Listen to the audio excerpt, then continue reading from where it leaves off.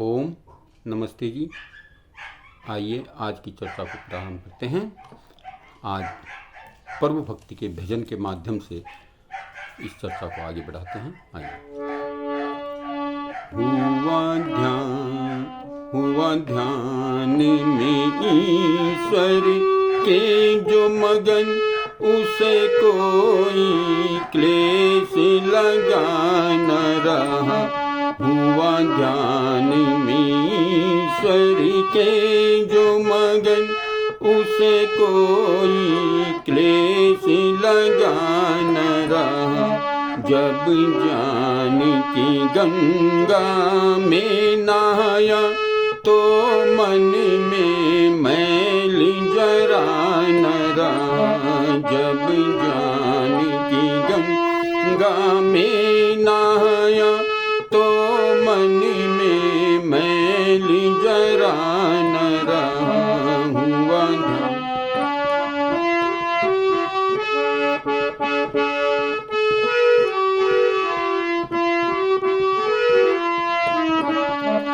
परमात्मा को जब आत्मा ने, परमात्मा को जब आत्मा ने लिया देख जानी की आँखों से, लिया देख जानी की आँखों से, प्रकाश हुआ मन में उसके, प्रकाश हुआ मन में उसके। कोई उससे भेद छिपा न रहा। प्रकाश हुआ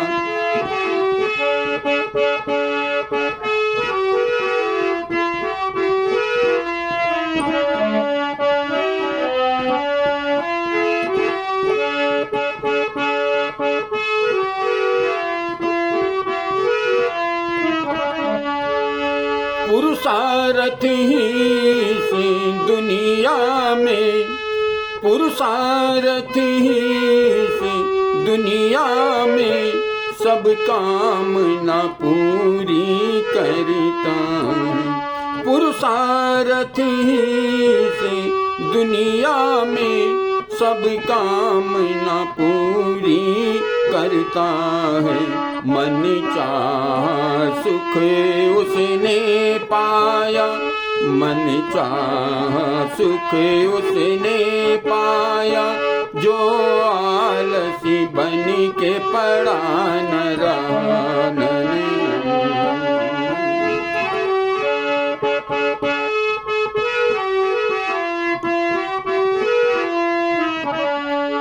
पुरुषार्थ, जैसे कर्म हम पूर्व जन्म में करते हैं, ठीक उसी प्रकार से, उसी के अनुसार हमें इस उम्र में, इस जीवन में माता पिता, भाई बंधु, सखा, मित्र और धन वैभव आदि प्राप्त होता है। गरीबी अमीरी, ये हमें पूर्व जन्म के संस्कार के अनुसार इस जीवन में मिलता है। लेकिन इस भजन में कहा गया है, पुरुषार्थ ही इस दुनिया में सब कामना पूर्ति। लेकिन हम इस पुरुषार्थ से, मेहनत से, परिश्रम से इस जीवन को आगे बदल सकते हैं। तो इसलिए कहा, पुरुषार्थ ही से दुनिया में सब कामना पूरी करता है। मन चाह फल उसने पाया, जो आलसी बन के पड़ा न रहा। मन ईश्वर के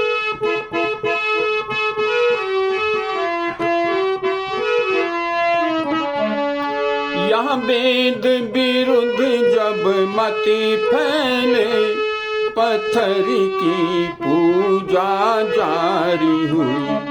यह वेद विरुद्ध जब मत फैले, पत्थर की पूजा जारी रही। जब वेद की शिक्षा लुप्त हुई, तो जान का पाँव जमा न रहा। जब वेद की शिक्षा लुप्त हुई, तब जान का पाँव जमान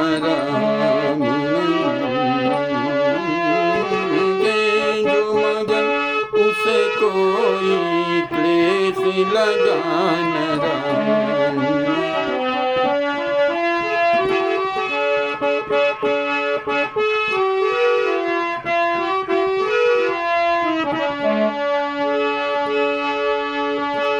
दुखदायक है सब शत्रु है जितने हैं विषय के दुनिया में। दुखदायक है सब शत्रु है ये विषय है जितनी दुनिया में।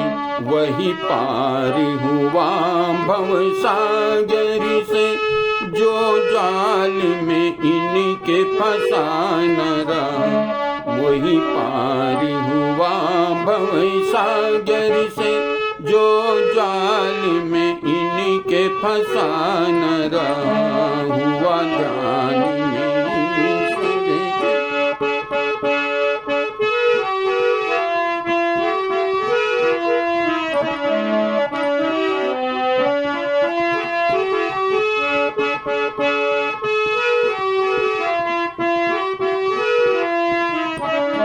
यहाँ बड़े बड़े बलवान हुए विद्वान हुए बलवान हुए।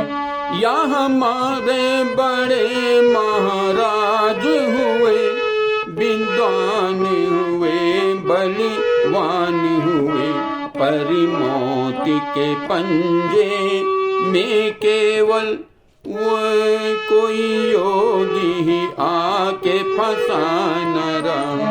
पर मौत के पंजे में केवल कोई योगी ही आके फंसा न रहा।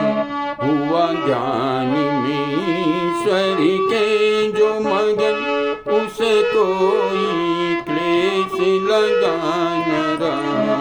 हुआ ध्यान में ईश्वर के जो मगन उसे कोई क्लेश लगा न रहा।